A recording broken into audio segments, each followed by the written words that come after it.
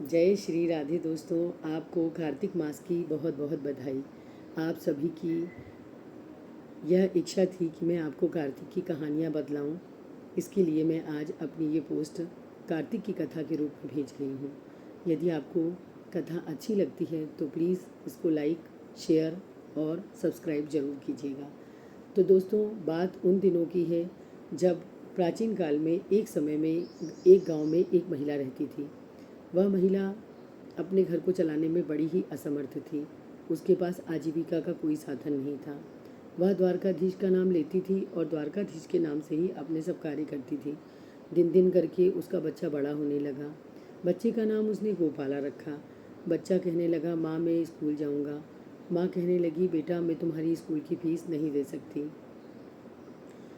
तब बच्चा कहने लगा, नहीं मुझे तो स्कूल जाना है।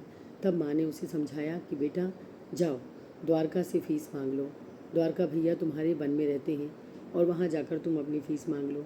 अगर वो फ़ीस भर देंगे तो मैं तुम्हें स्कूल भेज दूँगी। बच्चा दौड़ा दौड़ा वन में गया। क्योंकि स्कूल जाने की उसको बहुत जिज्ञासा थी, तब वह वन में जाकर द्वारकाधीश को पुकारने लगा, हे द्वारकाधीश भैया कहाँ हो तुम, मेरी फ़ीस भर दो।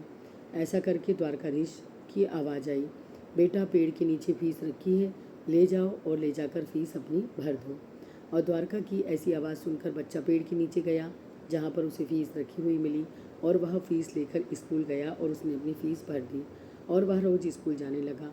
अब स्कूल जाते चौथा दिन ही हुआ था कि उसके गुरुजी ने उससे कहा कि जाओ कॉपी, किताब, पेंसिल, बस्ता, ज़रूरी सामान जो कि शिक्षा में चाहिए होता है लेकर आओ।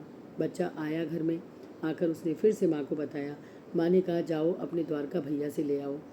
वह वन में गया और जाकर द्वारका भैया को आवाज़ देकर बोला। द्वारका भैया ने फिर से यही कहा कि पेड़ के नीचे तुम्हारा सामान रखा है, ले जाओ। बच्चा ले गया। ऐसे करके बच्चे को जो भी ज़रूरत की चीज़ें होती थी, जो उसकी शिक्षा से रिलेटेड होती थी, वह वो जाकर मांग लेता था और द्वारका भैया उसकी इच्छा पूरी कर देते थे। पेड़ के नीचे से वो सामान लाकर स्कूल में दे देता था। ऐसा करके बच्चा अपनी पढ़ाई करता रहा। एक दिन गुरुजी ने, महीने का एक दिन ऐसा आया जब गुरुजी खीर बनाते थे और सारे बच्चों से खीर के लिए सामग्री मंगाते थे। अब गुरुजी ने द्वारका को बुला के कहा, कल दूध लेके ही स्कूल में आना, क्योंकि यहाँ पर खीर बनेगी और सारे बच्चे कुछ ना कुछ लाएंगे। क्योंकि तुम नए हो इसलिए तुम्हें बताया जा रहा है। बच्चा घर आता है और माँ से कहता है कि माँ कल स्कूल में नहीं जाऊँगा। माँ कहती है, क्यों नहीं जाओगे?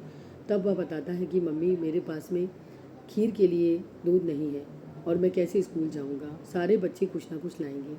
अब उसकी माँ उससे कहती है, जाओ अपने द्वारका भैया से मांग लो। वह बच्चा वन में जाता है और जाकर द्वारका भैया से बताता है, द्वारका भैया हमारे स्कूल में खीर बनेगी और हमारे गुरुजी ने दूध मंगाया है।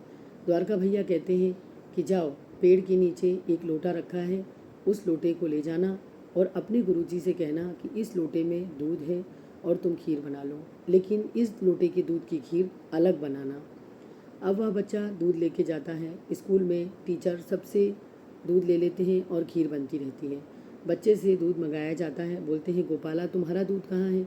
तब वह बच्चा एक चांदी का छोटा लोटा देता है और कहता है कि ये लोटा में जो दूध है इसकी खीर अलग बनाना।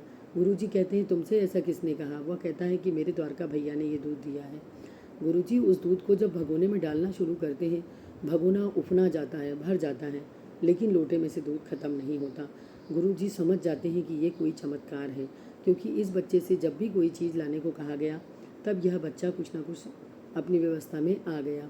इसकी कौन पीछे से मदद कर रहा है? गुरुजी उस बच्चे से पूछते हैं। बच्चा सारा हाल बताता है। गुरुजी कहते हैं, क्या तुम मुझे अपने द्वारका भैया से मिलाओगे? बच्चा कहता है, हाँ ज़रूर मिलाऊंगा। ऐसा कहकर बच्चा गुरुजी को वन में ले जाता है और पूरा गांव और उसकी माँ सभी वन में आ जाते हैं।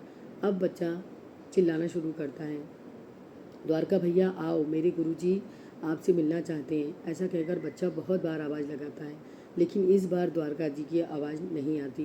द्वारकाधीश चुप रहते हैं। बच्चा रोने लग जाता है, गिड़गिड़ाने लग जाता है। उसके बाद बच्चा वहीं बैठकर भगवान का ध्यान करने लगता है। भगवान द्वारकाधीश को दया आती है और भगवान द्वारकाधीश प्रकट हो जाते हैं और इस तरह से भगवान द्वारकाधीश बेटे के साथ, गोपाला के साथ साथ शिक्षक को, गांव भर को और उसकी माँ को दर्शन देते हैं।